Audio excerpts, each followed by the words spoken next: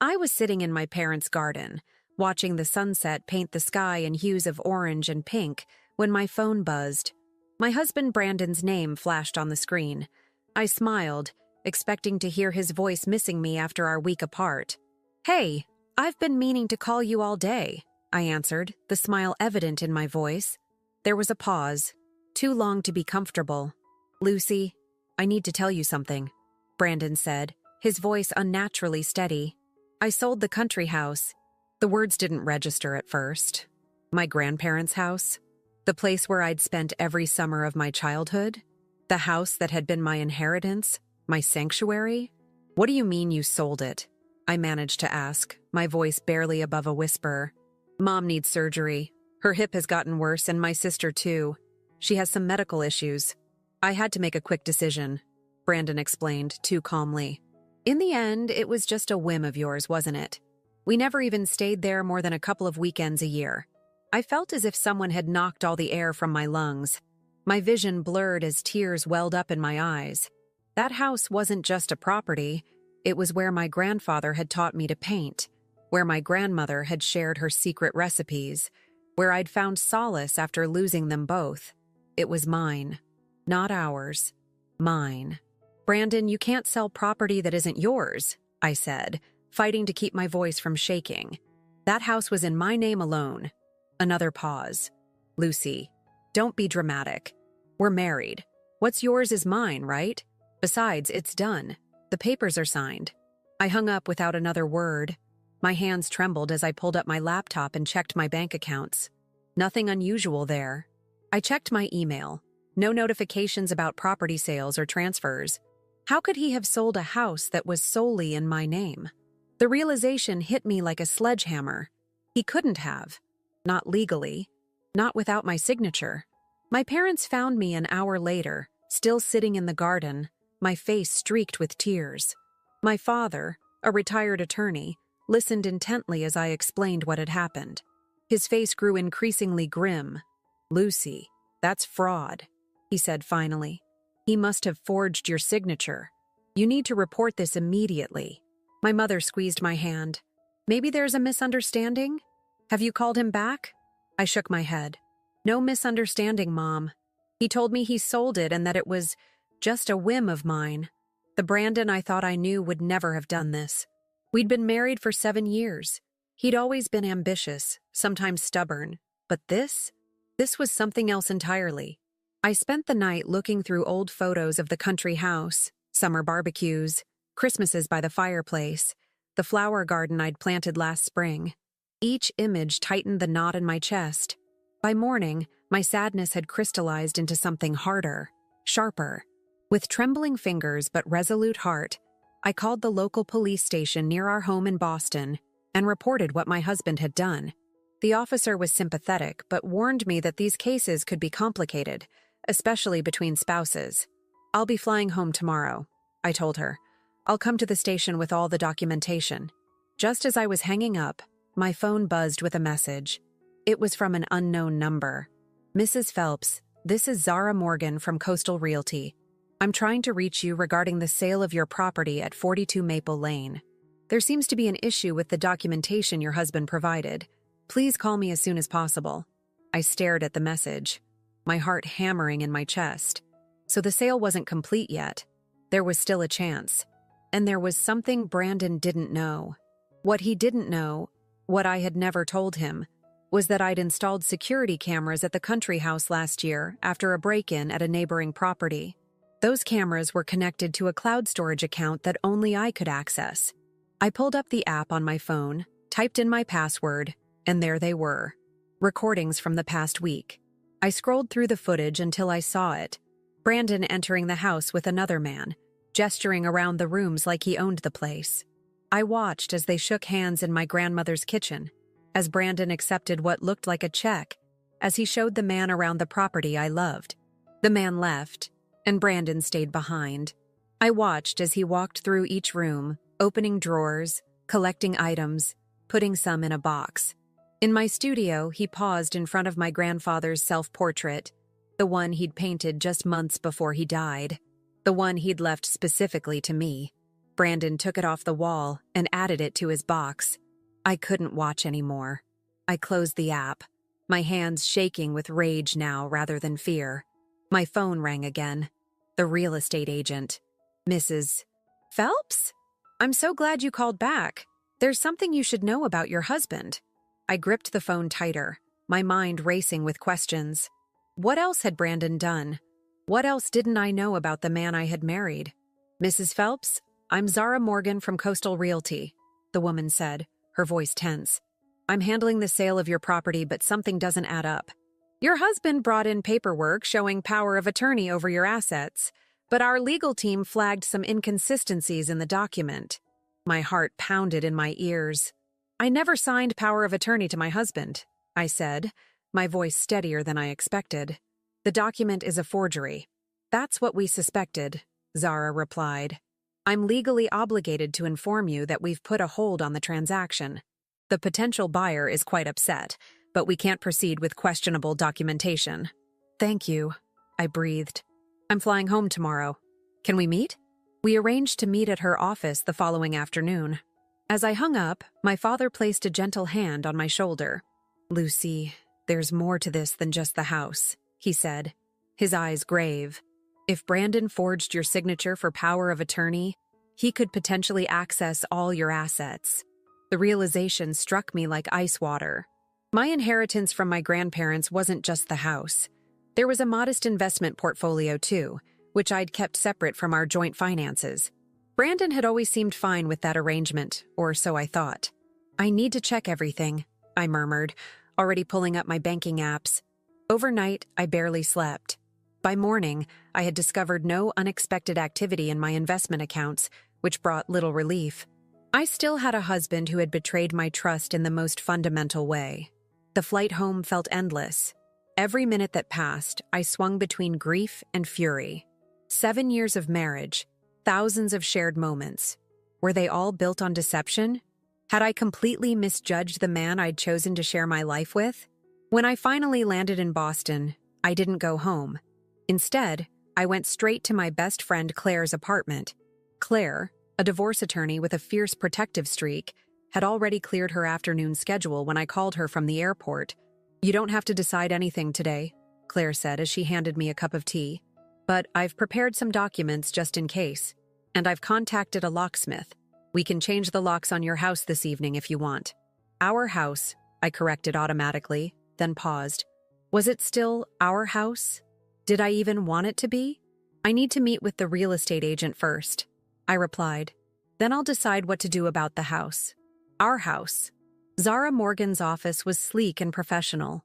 She greeted me with a sympathetic smile and led me to a conference room where she'd arranged all the paperwork associated with the attempted sale.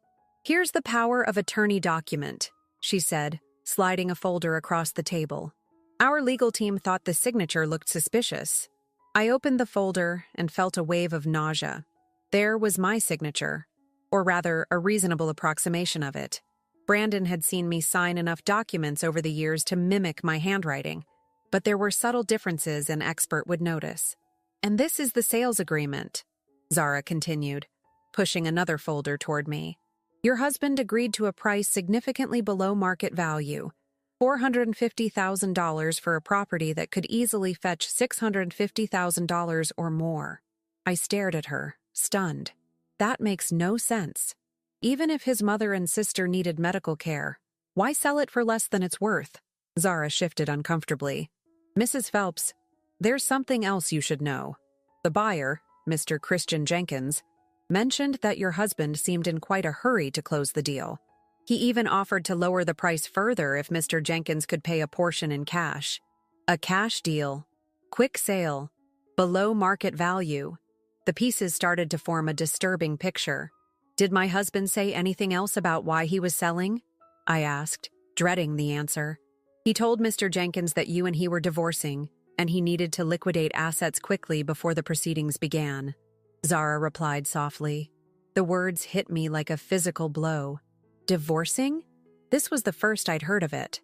I see, I managed to say, though I didn't see it all. Thank you for your honesty, and for stopping this sale. I left the meeting with copies of all the documents and a growing sense of unease. Brandon hadn't just tried to sell my house. He was planning something bigger, something that involved cash and quick separations of assets. Outside the real estate office, I checked my phone. 3 missed calls from Brandon and a text message. "Where are you? I thought your flight landed hours ago." I didn't respond. Instead, I called my bank and froze my personal accounts. Then I called the bank that held our joint accounts and requested a detailed statement of all transactions from the past 6 months. Claire was waiting for me when I arrived back at her apartment, a bottle of wine and 2 glasses on the coffee table. "What's the verdict?" she asked, pouring me a generous glass. "It's worse than I thought," I replied, sinking into her couch. "He forged my signature on a power of attorney document, tried to sell my house for well below market value with some of the payment in cash, and told the buyer we're getting divorced." Claire's professional demeanor slipped for a moment, her shock evident. "Lucy, this isn't just emotional betrayal. These are serious financial crimes." "I know," I whispered, "and I don't understand why. We were okay financially. Brandon's architectural firm has been doing well. We weren't rich, but we weren't struggling either." As I spoke, my phone buzzed with an email notification. It was from our joint bank, a response to my request for transaction records. I opened the attachment, and Claire leaned over to look with me. At first glance, nothing seemed unusual. Routine bills, grocery expenses, Brandon's business dinners. But then I noticed a pattern of withdrawals. Always just under $10,000, spaced about 2 weeks apart over the last 4 months. "He's been slowly draining the account," Claire observed, her legal mind already calculating. "Always keeping it under $10,000 to avoid triggering bank reporting requirements. Almost $70,000 had disappeared from our joint account in small increments. Money we'd saved together, for vacations, home improvements, maybe even for the children we'd talked about having someday. "I need to go home," I said suddenly, standing up. "I need to see what else he's been hiding." Claire looked concerned. "Are you sure that's safe? What if he's there?" "I hope he is," I replied, feeling a calm determination replace my earlier turmoil. "I want to look him in the eye when I ask him why he's been lying to me." Claire insisted on coming with me, and I didn't argue. As we drove to the brownstone Brandon and I had called home, I mentally prepared for the confrontation ahead. But nothing could have prepared me for what we found when we arrived. The house was dark, unusually so for early evening. I used my key to enter, calling out Brandon's name. No response. I flipped on lights as I moved through the first floor, noting with unease that several things seemed out of place. The painting from our living room was missing, as was the silver tea set that had been my mother's wedding gift to us. When I reached our home office, I froze in the doorway. The room had been ransacked. Drawers pulled open, papers scattered everywhere. My laptop gone. Brandon's sleek desktop computer remained, but when I tried to turn it on, I discovered it had been wiped clean. "Lucy," Claire called from upstairs, her voice strange. "You need to see this." I hurried up to our bedroom and found Claire standing in front of our closet. Brandon's side was completely empty. No clothes, no shoes, not even the vintage cufflinks he'd inherited from his father. On the bed lay a single envelope with my name written on it in Brandon's distinctive handwriting. With trembling fingers, I opened it and pulled out a sheet of paper. "Lucy, by the time you read this, I'll be gone. I'm sorry it came to this, but I had no choice. Don't try to find me. Don't try to understand. Some things are better left buried. Goodbye, Brandon." I read the note twice, trying to make sense of the cryptic message. What things were better left buried? What choice did he feel he didn't have? As the questions swirled in my mind, my phone rang. An unknown number. "Hello?" I answered cautiously. "Is this Lucy Phelps?" A woman's voice asked, unfamiliar and tense. "Yes, this is she." "Mrs. Phelps, my name is Detective Hazel Norman with the Boston Police Department. We need to speak with you immediately regarding your husband, Brandon Phelps." "Has something happened to him?" I asked, my heart racing despite everything. "No, Mrs. Phelps," the detective replied grimly, "but we've discovered something about him that you need to know. It concerns his past and certain activities he's been involved in. Activities that put you at risk. I gripped the phone tighter, my eyes meeting Claire's concerned gaze. "What kind of activities?" I whispered. "I'd rather not discuss it over the phone," Detective Norman said. "Can you come to the station tonight?" As I agreed to meet the detective, I noticed something glinting under the bed, a small key I didn't recognize. I picked it up, turning it over in my hand. It looked like a safety deposit box key, but we didn't have a safety deposit box, at least not one I knew about. What else didn't I know about the man I had married? The police station buzzed with activity even at that late hour. Detective Norman, a sharp-eyed woman with salt and pepper hair pulled back in a tight bun, led Claire and me to a small conference room away from the chaos of the main floor. "Mrs. Phelps, I understand you've had a difficult day," she began, her tone professional but not unkind. "What I'm about to tell you may make it even more difficult." I clutched the mysterious key in my pocket, running my thumb over its ridges. "Please, just tell me what's going on." The detective slid a folder across the table. Inside was a series of photographs, surveillance images from what looked like different banks. In each one, Brandon was clearly visible at a teller window. "Your husband has withdrawn nearly $200,000 from various accounts over the past 6 months," Detective Norman explained. "Some were joint accounts you share, but others—" She hesitated. "Others what?" I pressed. "Others were opened in your name, but without your knowledge. We believe he forged your signature to open these accounts, deposited money into them, then withdrew it all recently." The room seemed to tilt sideways. "How is that possible? Don't banks verify identities?" "With the right documentation, a marriage certificate, shared utility bills, and a forged ID, it can be done," Claire interjected, her legal mind already piecing together what must have happened. Detective Norman nodded grimly. "We wouldn't even know about this except for an alert bank manager at Commonwealth Trust. When your husband tried to withdraw a large sum from an account in your name, she insisted on calling the phone number on file to verify. When she couldn't reach you, she flagged it for review. I remembered ignoring an unknown number call last week, assuming it was a telemarketer. If only I had answered. There's more," Detective Norman continued. "We ran a background check on Brandon Phelps. The results were concerning." She pulled out another document, a report with Brandon's photo at the top, but with a different name. "Michael Brandon Everton. Your husband legally changed his name 12 years ago before you met him," she explained. "He has a history of similar activities in 3 other states." My mind reeled. "Activities? You mean fraud? Financial manipulation? Identity theft?" "And yes, fraud," the detective confirmed. "Always targeting women, usually professionals with assets or inheritance. He establishes relationships, gains trust, then systematically drains their finances before disappearing." I felt physically ill. Our entire relationship, our first meeting at that charity gala, our whirlwind romance, his persistent courting, had it all been calculated? 7 years of my life with a man who had targeted me from the beginning? What about his family? I asked weakly. His mother's hip surgery? His sister?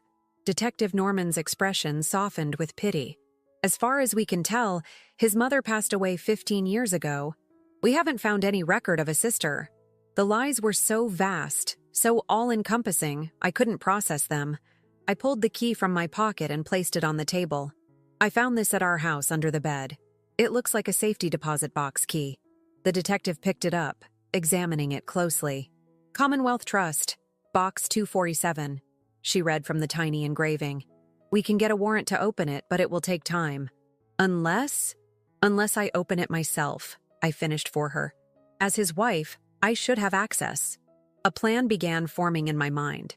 If Brandon, or Michael, or whatever his real name was, thought I was still in the dark, maybe I could use that to my advantage. "If I do this," I said slowly, "I want something in return. I want to be involved in finding him. This isn't just about the money anymore." Detective Norman began to protest, but I cut her off. "He stole more than money from me. He stole years of my life, my trust, I swallowed hard, fighting back tears. "My love. I deserve to be part of bringing him to justice." After a long pause, the detective nodded reluctantly. We can keep you informed, but you can't interfere with an active investigation. That's the best I can offer. It would have to be enough. The next morning, I walked into Commonwealth Trust with Detective Norman, following discreetly a few minutes later. The bank manager, Ms. Peterson, the one who had flagged Brandon's suspicious activity, recognized me from my ID photo. "Mrs. Phelps, how can I help you today?" she asked, her eyes darting nervously between me and her computer screen where she'd undoubtedly seen the fraud alert. "I'd like to access my safety deposit box," I said, keeping my voice steady. "Box 247. Ms. Peterson's professional demeanor slipped for just a moment. "Of course. I'll need to see your ID and the key." After verifying my identity, she led me to a secure room lined with metal boxes. She used her master key alongside mine to open box 247, then discreetly left me alone. Inside the box were several items: a thick envelope full of cash, a small jewelry box, a USB drive, and a folder containing what appeared to be identity documents. Passports, driver's licenses, all with Brandon's photo, but different names. My hands trembled as I opened the jewelry box. Inside was my grandmother's sapphire ring, the one I thought I'd lost last year after taking it off to do some gardening. Brandon had helped me search for it, comforting me when we couldn't find it. Had he stolen it himself? I pocketed the USB drive and left everything else for Detective Norman to document as evidence. When I emerged from the secure room, the detective was waiting, posing as another customer. "Find anything useful?" she asked quietly as we exited the bank. I handed her the USB drive. Several identity documents, cash, and my grandmother's ring that I thought I'd lost. And this. I didn't want to look at it there. Back at the police station, we plugged the USB drive into a secure computer. It contained spreadsheets, meticulous records of accounts, passwords, and transaction histories. Brandon had documented everything, including accounts I never knew existed. "He's been planning this for years," I whispered, scrolling through the files. "Setting up accounts, moving money around." And then I saw it. A folder labeled Lucy. Inside were photos of me from before we met, background information on my family, details about my inheritance. There was even a document titled Approach Strategy. I read a few lines and had to stop, nauseated.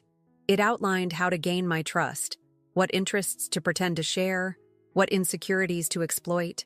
7 years of what I thought was love had been a carefully executed con. "I'm sorry, Lucy," Detective Norman said softly, using my first name for the first time. "Some people are very skilled at deception. This isn't your fault." But part of me felt it was. How could I have been so blind, so easily manipulated? As I continued scanning through the files, something caught my eye. A recurring payment to a storage facility in Somerville. The most recent payment had been just 3 days ago. "Do you think he might be keeping things there?" I asked the detective. "Things he couldn't carry when he left?" "It's possible," she agreed. "We'll get a warrant and check it out." "No," I said firmly. "I have a better idea. If the rental is in my name too, which it probably is given his pattern, I can access it legally. And if he's monitoring police activity, he won't be spooked by me going there." Detective Norman looked skeptical. "It's too risky. He could be dangerous." "He's a con man, not a violent criminal," I argued, though I wasn't entirely sure of that anymore. "Besides, you could watch from a distance. If he shows up, you'll be right there to arrest him." After much debate, Detective Norman reluctantly agreed to my plan, but with conditions. I would wear a wire, remain in constant contact, and leave immediately if anything seemed off.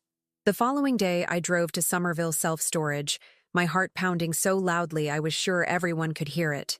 Detective Norman and her partner were parked across the street, monitoring me through the wire. I approached the front desk with confidence I didn't feel. "Hello? I need to access a unit rented by Lucy or Brandon Phelps." The clerk, a bored-looking young man, barely glanced up from his phone. "ID?" I presented my driver's license, holding my breath. After a moment, he nodded. "Unit 35, down the hall, second right. Need a cart?" "No, thank you," I replied, relief washing over me. At least this part of the plan was working. Unit 35 was secured with a padlock. I tried the key from our house. It didn't fit. Then I remembered the second key on my key ring. The one Brandon had insisted was a spare for his office. I tried it, and the lock clicked open.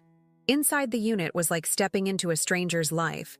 There were boxes labeled with different women's names: Samantha, Jennifer, Catherine. Old phones, laptops, jewelry boxes, mementos of previous marks. In one corner stood several suitcases and a box labeled Brandon Essentials. He had planned his escape meticulously. But what made my blood run cold was a box with my name on it. Inside were items I hadn't even realized were missing: family photos, letters from my grandparents, the antique watch my father had given me for my college graduation. Brandon had been slowly stealing pieces of my life, perhaps planning to erase me entirely. As I stood there, trying to process this new violation, I heard the unmistakable sound of a key in the lock. The storage unit door began to open. "Detective," I whispered urgently into the wire. "Someone's here." The door swung open fully, and I found myself face to face with a woman I'd never seen before. She was tall, elegant, in her early 40s perhaps, with dark hair pulled back in a stylish knot. She looked as shocked to see me as I was to see her. "Who are you?" we both asked simultaneously. Before either of us could answer, Detective Norman's voice crackled through my earpiece. "Lucy, get out of there now."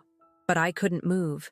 There was something about this woman, something in her eyes that reflected my own pain and confusion. "I'm Lucy Phelps," I said finally. "Brandon Phelps's wife." The woman's expression shifted from shock to a bitter smile. "That's interesting," she replied, her voice tight with controlled emotion. "Because I'm Adeline Miller, Brandon Miller's wife." For a moment, neither of us spoke. We just stared at each other, two women whose lives had been built on the same foundation of lies. "How long?" I finally asked. 5 years, Adeline replied, her voice steady despite the emotion in her eyes. "You?" 7. A bitter laugh escaped her lips. "I guess that makes you the first wife." Before I could respond, Detective Norman and her partner rushed into the storage unit, weapons drawn. "Police! Hands where we can see them!" Adeline's eyes widened as she slowly raised her hands. "I don't understand. What is this?" "It's okay," I said quickly to the officers. She's another victim." Within the hour, we were back at the police station. Adeline sat across from me in the same conference room where I'd learned the truth about Brandon just one day earlier. Detective Norman had called in a colleague, Detective Phelps. No relation to me. A coincidence that seemed cruelly ironic now. To take Adeline's statement while she continued with mine. "So you had no idea about each other?" Detective Norman asked, looking between us. We both shook our heads. "He told me he traveled frequently for work," Adeline explained. "Architecture projects across the country. I never questioned it because he always called, sent photos of buildings, brought back small gifts." "Same," I whispered. "Except he told me he was designing corporate headquarters, government buildings, important projects that required confidentiality." Detective Norman made notes. "And the storage unit? How did you know about it, Ms. Miller?" "I found the key and address in his desk drawer last week," Adeline said. "I wasn't snooping. I was looking for stamps.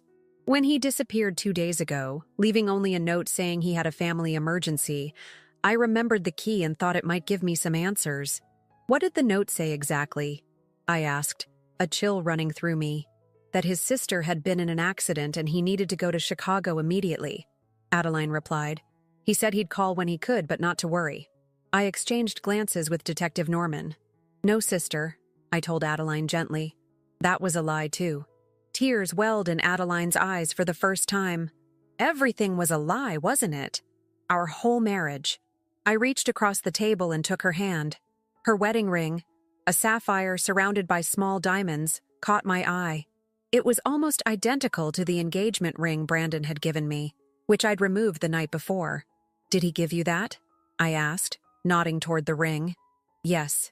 He said it had belonged to his grandmother," Adeline replied, twisting it on her finger. "He claimed it was a family heirloom." "Mine too," I said, pulling my removed engagement ring from my pocket.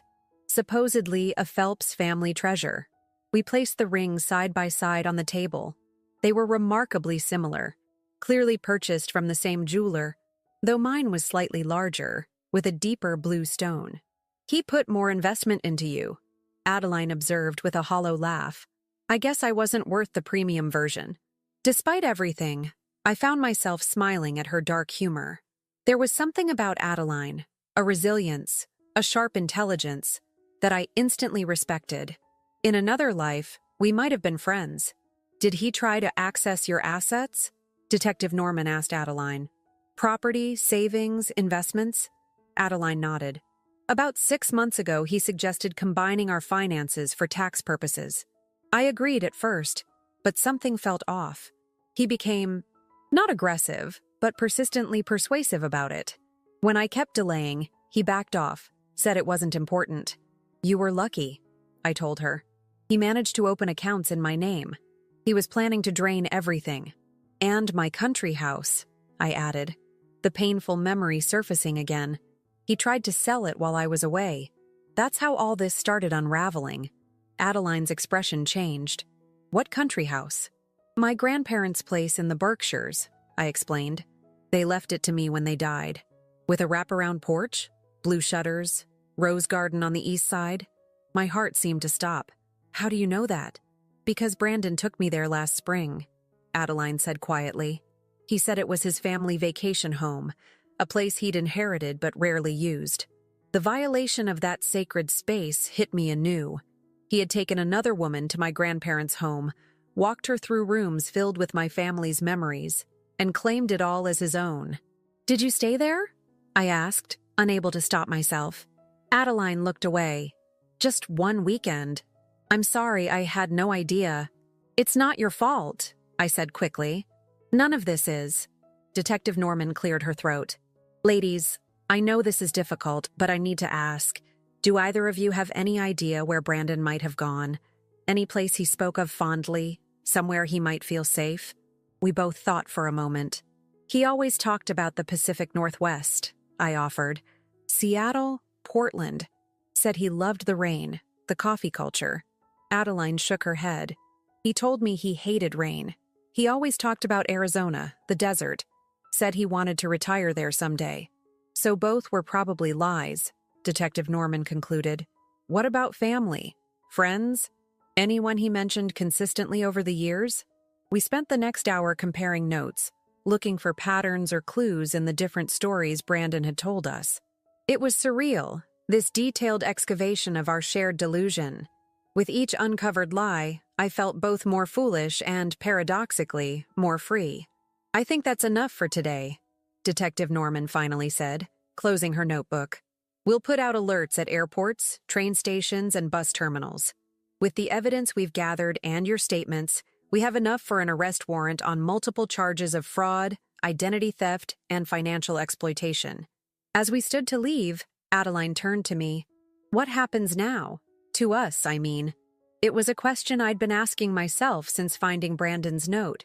What happens when the life you thought you were living turns out to be fiction? I don't know, I admitted. Start over, I guess. One day at a time. Outside the station, the afternoon sun cast long shadows on the sidewalk. Adeline and I stood awkwardly, two strangers bound by the most intimate of betrayals.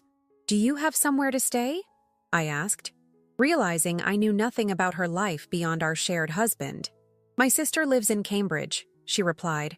I'm staying with her for now. You? My friend Claire's place. I can't face my house yet. Adeline nodded in understanding. Listen, this is probably strange, but would you want to get coffee sometime? Compare notes? It might help to talk with someone who really gets it. The request surprised me, but I found myself nodding. I'd like that. Maybe we can help each other make sense of all this. We exchanged numbers, our real names. It was a small act of honesty that felt powerfully redemptive after so much deception. Later that evening, back at Claire's apartment, I finally allowed myself to truly break down. All the emotions I'd been holding at bay, the shock, the humiliation, the grief, came rushing out in heaving sobs as Claire held me. How could I have been so stupid? I cried. 7 years, Claire. 7 years with a man who was targeting me from the beginning. You weren't stupid, Claire said firmly. You were trusting. There's a difference. He's the criminal here, not you. I knew she was right, intellectually at least. But the feeling of being a fool, of having my love, my trust, my very perception of reality manipulated, cut deep. My phone buzzed with a text. Expecting it to be Adeline or Detective Norman, I was shocked to see Brandon's name on the screen. Lucy, I know you must hate me right now. You have every right to. But there's something you don't know. Something that explains everything. Meet me at the country house tomorrow at noon. Come alone. This is my only chance to tell you the truth. I showed the message to Claire, who immediately shook her head. Absolutely not. It's a trap. He's trying to get you alone. Or he's desperate, I countered, my mind racing. The police are closing in. His accounts are frozen. He's running out of options. All the more reason not to meet him. He's cornered, which makes him dangerous. I stared at the message, rereading it. After years of living with lies, the prospect of finally hearing the truth, even if it was just another deception, was irresistible. I'll call Detective Norman, I decided. If Brandon is at the country house, this is their chance to arrest him. Promise me you won't go there yourself, Claire insisted. I promised, crossing my fingers behind my back like a child. There was no way I was missing this confrontation. Brandon owed me answers, and I intended to get them, with or without police protection. That night, I lay awake, rehearsing what I would say to the man who had stolen so much more than money from me. Would I rage at him?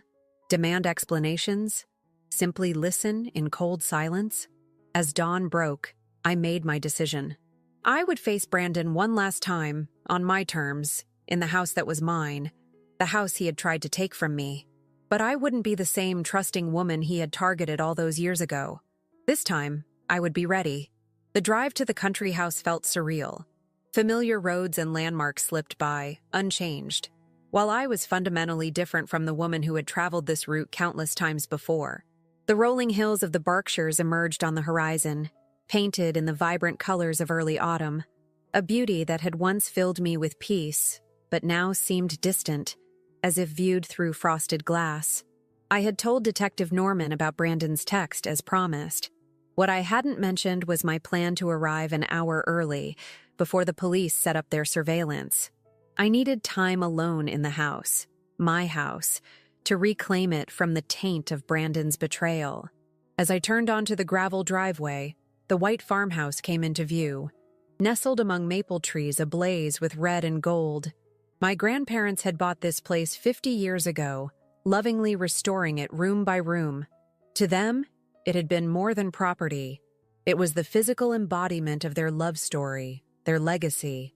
I parked some distance from the house, not wanting to announce my arrival. The key felt heavy in my hand as I approached the front door.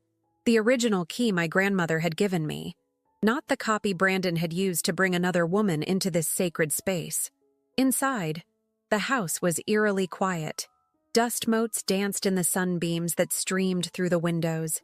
I moved silently from room to room, reacquainting myself with every corner, every memory. In the kitchen, I ran my fingers along the worn oak table where I'd helped my grandmother roll out pie dough. In the study, I touched the bookshelves my grandfather had built by hand, still holding his collection of first editions. Nothing seemed disturbed or out of place, which was both a relief and a disappointment. Part of me had expected to find evidence of Brandon's duplicity here, perhaps proof that he'd been planning to move in with Adeline once I was out of the picture. In my grandparents' former bedroom, now a guest room, I noticed something odd. The antique dresser had been moved slightly, no longer perfectly aligned with the wall. When I pushed it back into place, I heard a faint sound of paper crinkling. Reaching behind the dresser, my fingers found an envelope taped to its back. My name was written on the front in unfamiliar handwriting, not Brandon's precise architect's script. Inside was a single sheet of paper and what looked like a receipt. Lucy, you don't know me, but I know you, or at least I know of you. My name is Rebecca Hartley. 3 years ago, I almost married a man named David Reynolds. A week before our wedding, he disappeared with the money I'd saved for our future home. Nearly $40,000. I later discovered he'd done the same to other women under different names. Last month, I saw him again, by chance, at a restaurant in Boston. He was with you. He calls himself Brandon Phelps now. I was going to approach you that night, tell you everything, but then I saw how you looked at him, how happy you seemed. I couldn't bring myself to destroy that happiness without proof you would believe. So I've been watching, gathering evidence. I hired a private investigator who discovered another wife in Cambridge. I found this house and made sure the transaction couldn't be completed when he tried to sell it. The enclosed receipt is from the real estate company. I paid them to find inconsistencies in his paperwork. It bought you time. By now, you know what kind of man he is. I'm sorry I didn't warn you sooner. Some truths we have to discover in our own time, in our own way. Rebecca. I read the letter twice, my hands trembling. All this time, I'd thought it was luck or coincidence that had exposed Brandon's scheme, the real estate agent's vigilance, the bank manager's suspicion. But it hadn't been chance at all. It had been another woman like me, one who had survived Brandon's betrayal and emerged determined to protect others. The receipt confirmed Rebecca's story, a payment to Coastal Realty for consultation services, dated just days before Brandon had tried to sell my house. I checked my watch.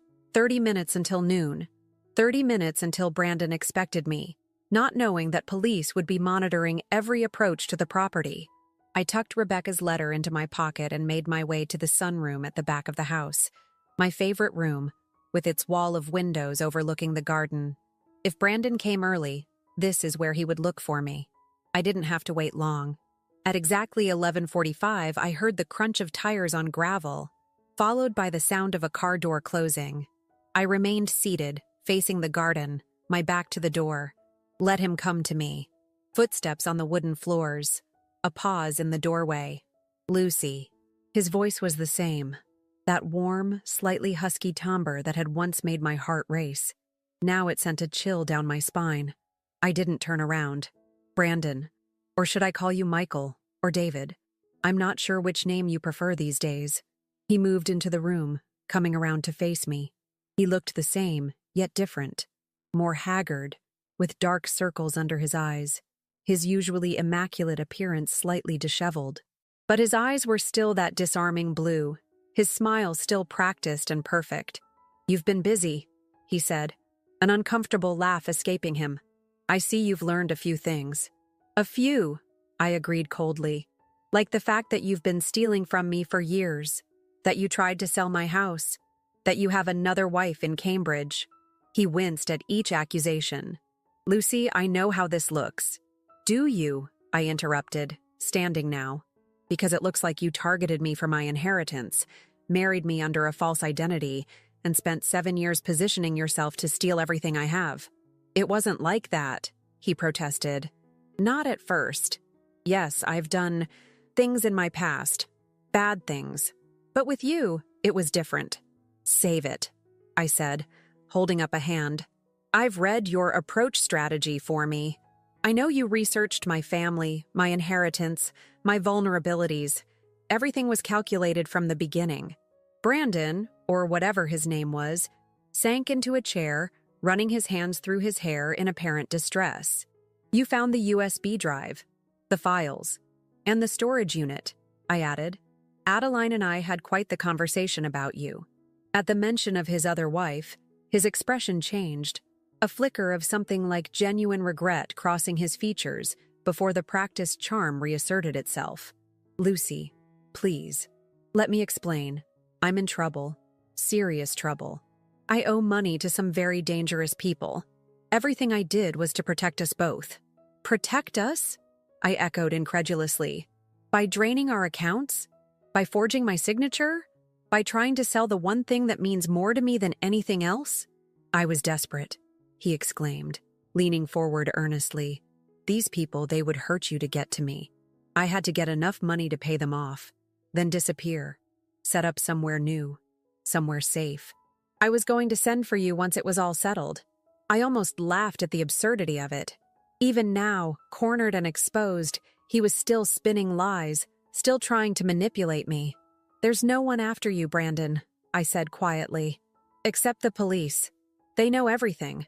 About your other identities, your other victims. Rebecca Hartley says hello, by the way. He paled at the name. Rebecca? How did you— She's the one who stopped you from selling this house, I explained, extracting a certain satisfaction from his shock. She's been watching you, gathering evidence. She's the reason you're going to prison. Brandon stood abruptly, his charm giving way to desperation. Lucy, you don't understand. I can't go to prison. I just need a little more time, a little more money. We can work this out. There is no we anymore, I said, my voice steady despite the storm of emotions inside me. There never really was. He stepped toward me, hands outstretched in supplication. Please. I know I've hurt you, but everything I said about loving you, that part was real. You have to believe me. For a fleeting moment, I saw the man I thought I had married, the man who had held me through my grandfather's funeral, who had painted the sunset from our bedroom window for my birthday, who had known exactly how to make me laugh on my darkest days. But that man had never existed.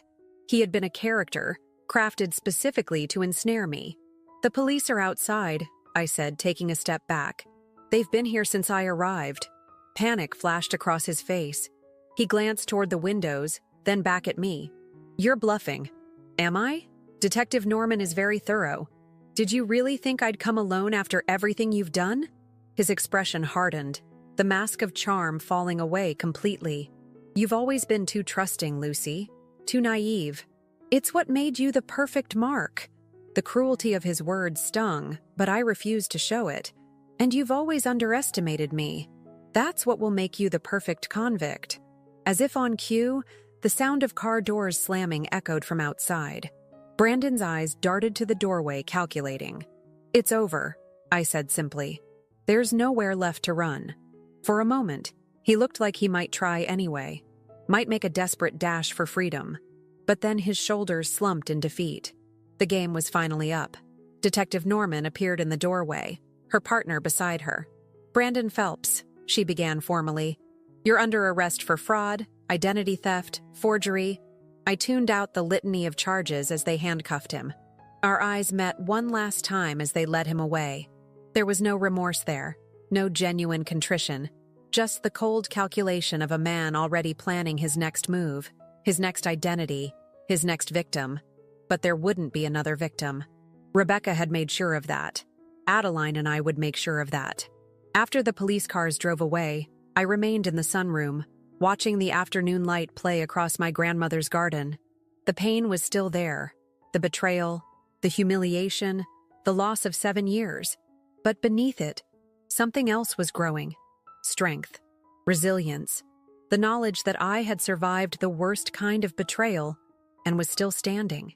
The house that Brandon had tried to take from me would remain mine, not just in deed, but in spirit.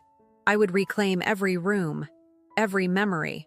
My phone buzzed with a text from Adeline. Just heard they arrested him. Are you okay? I looked around at the sunroom, at the garden beyond, at the life I was reclaiming piece by piece. No, I texted back honestly, but I will be. And for the first time since reading Brandon's message about selling my house, I truly believed it.